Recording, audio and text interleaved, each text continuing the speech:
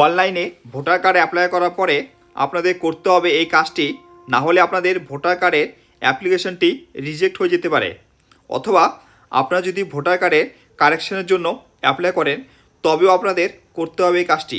এর জন্য গুগলে গিয়ে সার্চ করতে হবে voters.eci.gov.in লিখে সার্চ করলে ভোটারের যে সার্ভিস পোর্টালটি আছে সেটি আপনাদের সামনে চলে আসবে। তো জাস্ট এরপর ক্লিক করুন। ক্লিক করার পরে দেখুন ভোটার সার্ভিস পোর্টালটি আপনার সামনে চলে এসেছে। তো এখান থেকে আপনাদের এই যে লেখা আছে ট্র্যাক অ্যাপ্লিকেশন স্ট্যাটাস, এরপর ক্লিক করতে হবে। এরপরে আপনাদের লগ ইন আইডি দিতে হবে, মানে আপনাদের মোবাইল নম্বর এবং যে ক্যাপচারটি আছে সেটা দিয়ে নেবেন। দেওয়ার পরে রিকোয়েস্ট ওটিপি করবে, এবং আপনাদের যদি লগ ইন আইডি না থাকে সেক্ষেত্রে আপনারা সাইন আপের উপর ক্লিক করে সাইন আপ হয়ে নিতে পারেন।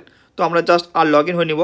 লগ ইন হওয়ার পরে এই যে দেখুন লেখা আছে track your application reference number. তো এখানে আপনাদের রেফারেন্স নম্বরটি দিতে হবে। তো আপনারা যে ফর্ম 6 ফিল আপ করেছিলেন, ফর্ম 6 ফিল আপ করার পরে আপনাদের সামনে যে রেফারেন্স নম্বরটি এসেছিলো সেই রেফারেন্স নম্বর দেওয়ার পরে আপনাদের সাবমিট করতে হবে। আর সাবমিট করলে আপনাদের সামনে দেখুন রেফারেন্স নম্বর অনুযায়ী আপনাদের ডিটেলস শো করবে। স্টেট, এসি মানে assembly constitution name, first name আপনার, লাস্ট নেম, ফর্ম টাইপ মানে আপনি কী ফর্ম ফিল আপ করেছিলেন, ফর্ম 6 ফর নিউ ভোটারের জন্য, সাবমিশন ডেট কবে সাবমিট করেছিলেন সেই ডেটটি শো করবে, এবং কারেন্ট স্ট্যাটাস কী আছে সেটি শো করবে। তো অনলাইনে নতুন ভোটার কার্ড অ্যাপ্লাই করার পরে আপনাদের ট্র্যাক অ্যাপ্লিকেশনে গিয়ে আপনাদের প্রথমে স্ট্যাটাসটি চেক করতে হবে। এই স্ট্যাটাস চেক করার মাধ্যমে বুঝতে পারবেন যে আপনি যে ফর্মটি ফিল আপ করলেন তার কি অবস্থা আছে, যে আপনার ফর্মটি অ্যাপ্রুভ হয়েছে কিনা বা রিজেক্ট হয়ে গেছে কিনা। দেখার পরে আপনাদের লেখা আছে সাবমিট। তো আপনাদের সাবমিট ডেট শো করে কবে ফর্মটি সাবমিট করেছেন। বিএলও অ্যাপয়েন্টেড, তো আপনাদের কি বিএলও অ্যাপয়েন্টেড হয়েছে? যদি আপনাদের বিএলও অ্যাপয়েন্টেড হয় তো আপনাদের যে বিএলও আছে উনি আপনাদেরকে ফোন করবে, সেই জন্য আপনাদের ভ্যালিড নম্বর দিবেন।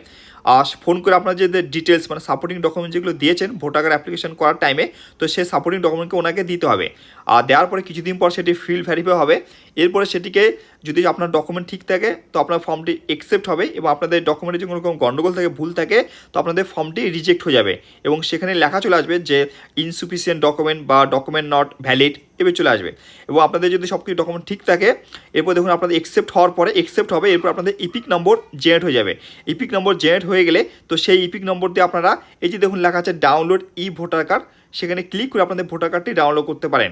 এবং কিছুদিন মধ্যে সেটা 10-15 দিন বা 1 মাসের মধ্যে আপনাদের যে ইপিক কার্ডটি সেটি আপনাদের পিভিসি ইপি কার্ডটি মানে ভোটার কার্ডটি সেটি বাই পোস্টের মাধ্যমে আপনাদের বাড়িতে পৌঁছে যাবে।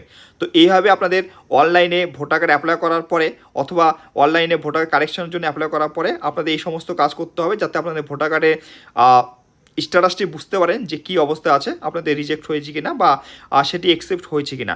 তো ভিডিওটি ভালো লেগে থাকলে আমার এই চ্যানেলকে সাবস্ক্রাইব করতে ভুলবেন না। ধন্যবাদ।